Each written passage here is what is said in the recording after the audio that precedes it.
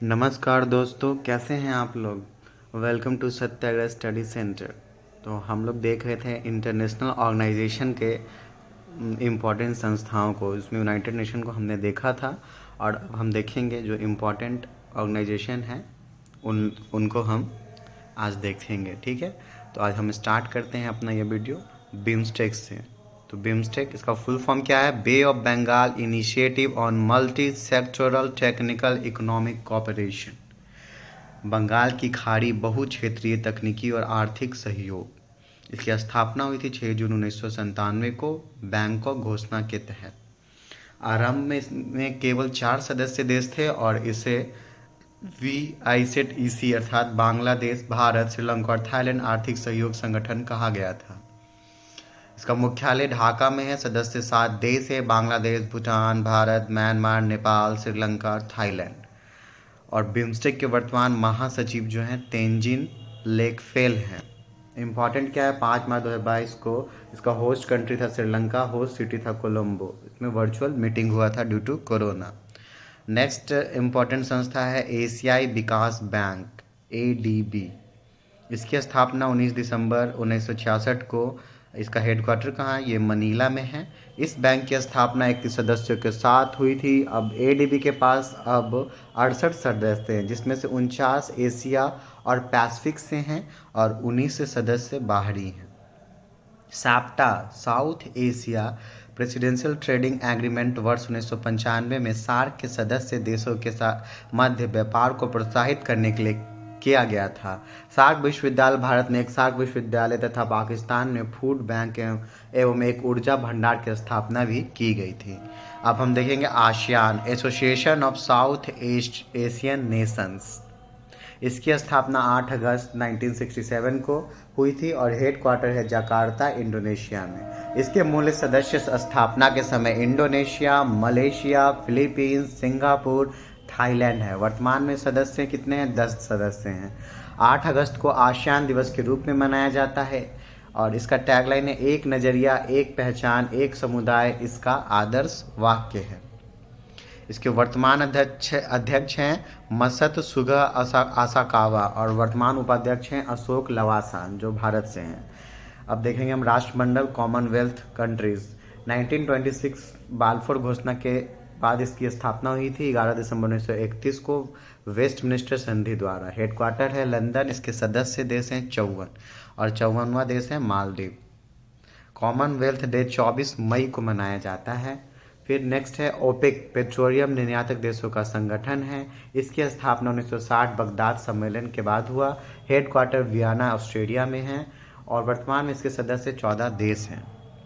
Next हम देखेंगे BRICS. इसकी स्थापना 2006 में हुई थी। साउथ अफ्रीका को 2010 में शामिल किया गया है और इसका बैंक जो है NDB, न्यू डेवलपमेंट बैंक की स्थापना 15 जुलाई 2014 को की गई। इसका हेडक्वार्टर संघाई, चीन में है। तो ब्रिक्स इम्पॉर्टेंट है।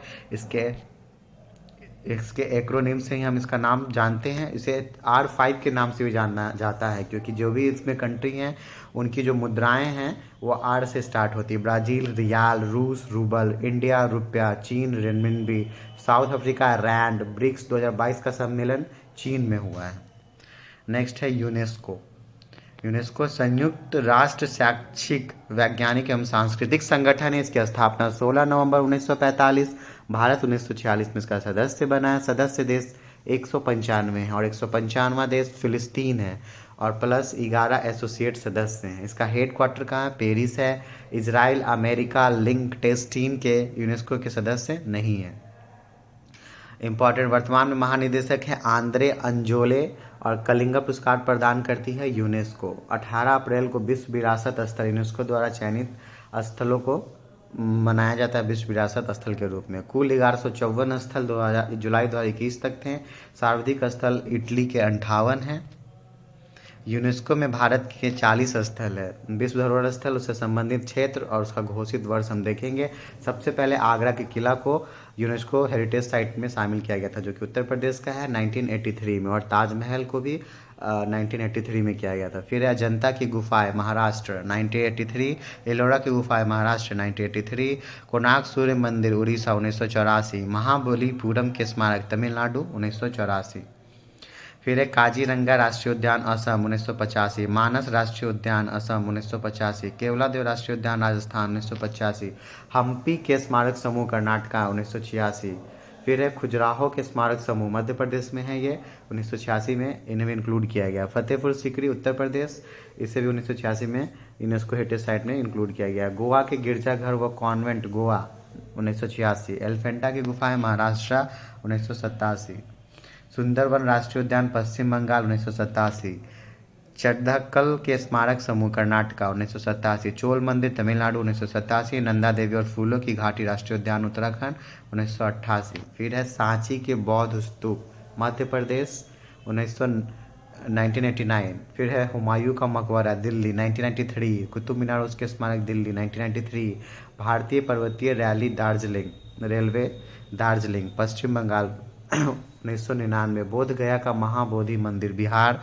2002, बिहार के 2 साइट्स को यूनेस्को वर्ल्ड हेरिटेज साइट में इंक्लूड किया गया, एक तो बोध गया का महाबोधि मंदिर है, दूसरा नालंदा खंडहर।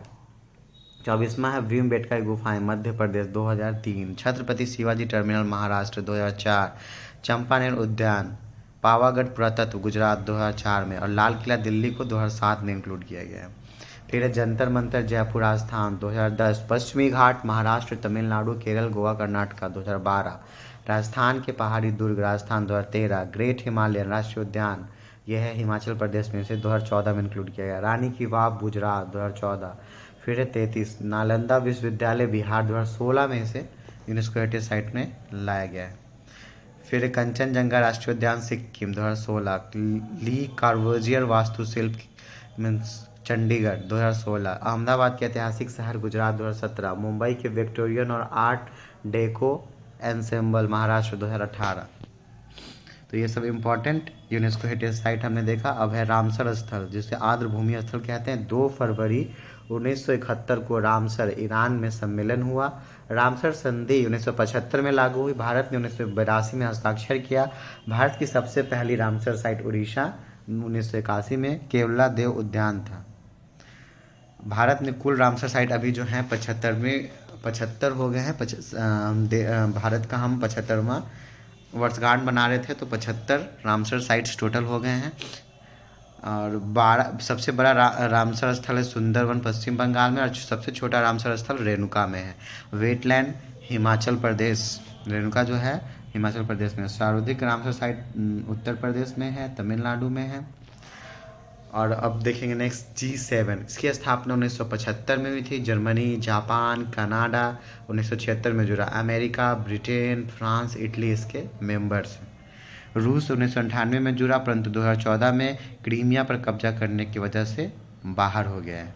2021 में सम्मेलन की अध्यक्षता कॉर्नविल ब्रिटेन में हुआ है। 2022 में इसकी सम्मेलन की अध्यक्षता जर्मनी में हुआ, और 2023 में इसकी अध्यक्षता जापान करेगा, हिरोशिमा में। नेक्स्ट इंपॉर्टेंट है इंटरनेशनल ऑर्गेनाइजेशन G20। 20 वित्त मंत्री और केंद्रीय बैंक गवर्नर्स का समूह है। इसकी स्थापना 1999 में हुई थी। इसमें 19 देश और एक यूरोपियन यूनियन है जिसके अंदर 27 देश है। इम्पॉर्टेंट है, भारत 1 दिसंबर 2022 से 30 नवंबर 2023 तक 1 वर्ष के लिए G20 की अध्यक्षता करेगा। इसलिए ये इम्पॉर्टेंट है एग्जाम्स के लिए, क्योंकि इसकी अध्यक्षता इस साल भारत 1 दिसंबर से करने वाला है। तो ये आने वाले एग्जाम्स के लिए इम्पॉर्टेंट हो जाता है। और इम्पॉर्टेंट G20 2022 का सम्मेलन बाली इंडोनेशिया में हुआ। 2023 का सम्मेलन नई दिल्ली भारत में होगा, और 2023 सम्मेलन के लिए भारतीय शेरपा अमिताभ कांत होंगे। फिर नेक्स्ट है G7। इसकी स्थापना हमने देखा 1989 में से जुड़ा, पर 2014 में क्रीमिया पर कब्जा करने की वजह से बाहर हो गया।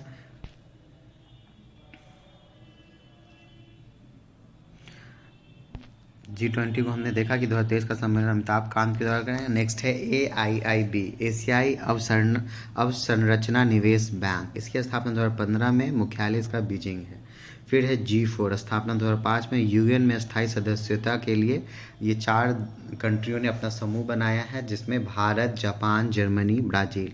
क्योंकि अभी हमने देखा था कि यूनाइटेड नेशन में 5 परमानेंट मेंबर्स है, तो ये 4 देश भी यूएन में स्थायी सदस्यता चाहते हैं। इसके लिए उन्होंने अपना ये ग्रुप बनाया, भारत, जापान, जर्मनी और ब्राज़ील। फिर नेक्स्ट देखेंगे G77, स्थापना 15 जून 64। 77 समूह विश्व के विकासशील देशों का एक समूह है। यह संगठन हालांकि संयुक्त राष्ट्र के शेष समूहों की अपेक्षा कम मजबूत है, किंतु विकासशील देशों के हितों को आगे रखने वाला संयुक्त राष्ट्र में यह सबसे बड़ा समूह है। इसके कार्यकाल विश्व के कई शहरों में है, जिसमें जेनेवा, नैरोबी, रोम, वियना और वाशिंगटन डीसी प्रमुख हैं। जिनेवा मुख्यालय वाले संगठन के 77 संस्थापक सदस्य थे, लेकिन तब से संगठन के अनुसार इसका विस्तार 134 सदस्य देशों में हो गया है। पाकिस्तान के पास 2021 तक की अध्यक्षता है। नेक्स्ट देखेंगे इंपॉर्टेंट जो है रेड क्रॉस। 8 मई को रेड क्रॉस दिवस मनाया जाता है।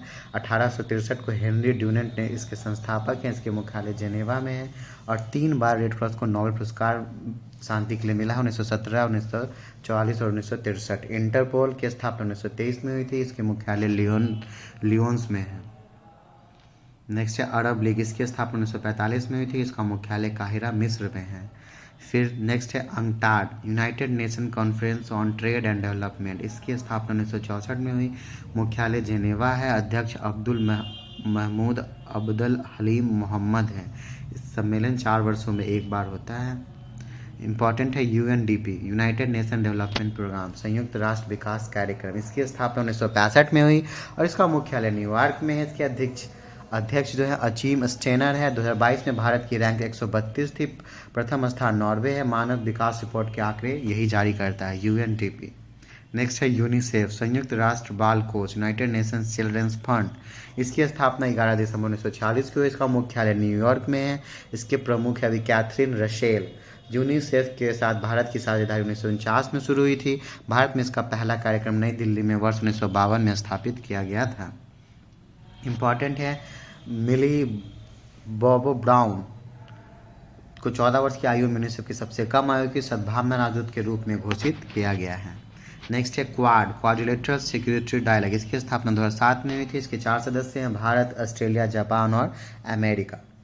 2022 का क्वाड सम्मेलन 24 मई 2022 को जापान के टोक्यो में क्वाड लीडर्स शिखर सम्मेलन आयोजित हुआ था और ये पैसिफिक ओशन में काम करते हैं क्वाड। फिर SCOS, संघाई कोऑपरेशन ऑर्गेनाइजेशन, संघाई सहयोग संगठन। इसकी स्थापना 2001 में हुई थी और इसके सदस्य देश 9 है। 9वां जो है ईरान बन गया है। भारत, चीन, कजाकिस्तान, किर्गिस्तान, पाकिस्तान, रूस, ताजिकिस्तान, उज्बेकिस्तान और ईरान। 2022 का सम्मेलन समरकंद, उज्बेकिस्तान में हुआ था। भारत 2023 के लिए SCO की अध्यक्षता संभालेगा, तो इसलिए ये इम्पॉर्टेंट हो जाता है क्योंकि आने वाले टाइम में ये क्वेश्चन एग्जाम पूछा सकता है कि SCO की अध्यक्षता 2023 में कौन करेगा। वाराणसी उत्तर प्रदेश 2022-23 के लिए SCO के पर्यटन व सांस्कृतिक राजधानी भी नियुक्त हुआ है। नेक्स्ट है WHO, वर्ल्ड हेल्थ ऑर्गेनाइजेशन, विश्व स्वास्थ्य संगठन। मुख्यालय है इसका जेनेवा, स्विट्जरलैंड। इसके प्रमुख हैं गे टेड्रोस। इसकी स्थापना 7 अप्रैल 1948 को। 7 अप्रैल को स्वास्थ्य दिवस मनाया जाता है।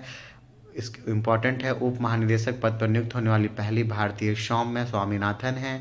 इसके सदस्य देश 193 है। 1 जनवरी 2021 से अमेरिका ने सदस्यता त्याग दी। ILO, इंटरनेशनल लेबर ऑर्गेनाइजेशन, इसका मुख्यालय जेनेवा है। इसकी स्थापना 1919 में हुई थी। WMO, वर्ल्ड मेट्रोलॉजिकल ऑर्गेनाइजेशन, विश्व मौसम विज्ञान संगठन। इसका मुख्यालय जेनेवा है। स्थापना 1951। विश्व बौद्धिक संपदा संगठन, WIPO, इसका मुख्यालय जेनेवा है। इसकी स्थापना 1967 में हुआ है। नेक्स्ट है FAO, food and agriculture organisation. इसकी स्थापना 1945 में हुई। इसका मुख्यालय इटली, रोम में है। हाल ही में विश्व खाद्य पुरस्कार फाउंडेशन ने विश्व खाद्य पुरस्कार 2022 की विजेता संयुक्त राज्य अमेरिका के डॉक्टर सिंथिया रोसेनजोविक के नाम की घोषणा की है। यह पुरस्कार प्रत्येक वर्ष अक्टूबर में संयुक्त राष्ट्र विश्व खाद्य दिवस 16 अक्टूबर पर या उसके आसपास प्रस्तुत किया जाता है। तो विश्व खाद्य दिवस 16 अक्टूबर को मनाया जाता है। UNFCCC, संयुक्त राष्ट्र फ्रेमवर्क कन्वेंशन। इसकी स्थापित 1992 में हुआ। 1995 से सचिवालय वॉन, जर्मनी में है इसका। फिर वॉन जगह है जर्मनी में, वहीं इसका सचिवालय है। UNEP, संयुक्त राष्ट्र पर्यावरण कार्यक्रम। संयुक्त राष्ट्र के पर्यावरण संबंधी गतिविधियों का नियंत्रण करता है। इसकी स्थापना जून 1972 में संयुक्त राष्ट्र मानव पर्यावरण सम्मेलन के परिणाम स्वरूप की गई थी। इसका मुख्यालय कहाँ है? नैरोबी में स्थित है। ये इम्पोर्टेंट है। इसके अध्यक्ष इंगर एंडरसन है। यूएनईपी की 2022 की सद्भावना दूत दिया मिर्जा को बनाया गया था। तो आज हमने ये देखा जो भी इम्पोर्टेंट इंटरनेशनल ऑर्गेनाइजेशन थे, क्योंकि इनसे एक क्वेश्चंस पूछे जाते हैं। हेडक्वार्टर कौन है, इसके मेंबर्स कौन है, इसकी अध्यक्षता कौन करेगा, किस वर्ष कहाँ पे इसका सम्मेलन किया गया। तो इनसे प्रश्न हर एग्ज़ाम में आते रहते हैं। तो आने वाले सीजीएल एग्ज़ाम के लिए भी ये इम्पॉर्टेंट है। तो हमने इसे देखा। अगर आपको ये वीडियो अच्छा लगा है तो प्लीज़ लाइक, शेयर और सब्सक्राइब करें। धन्यवाद।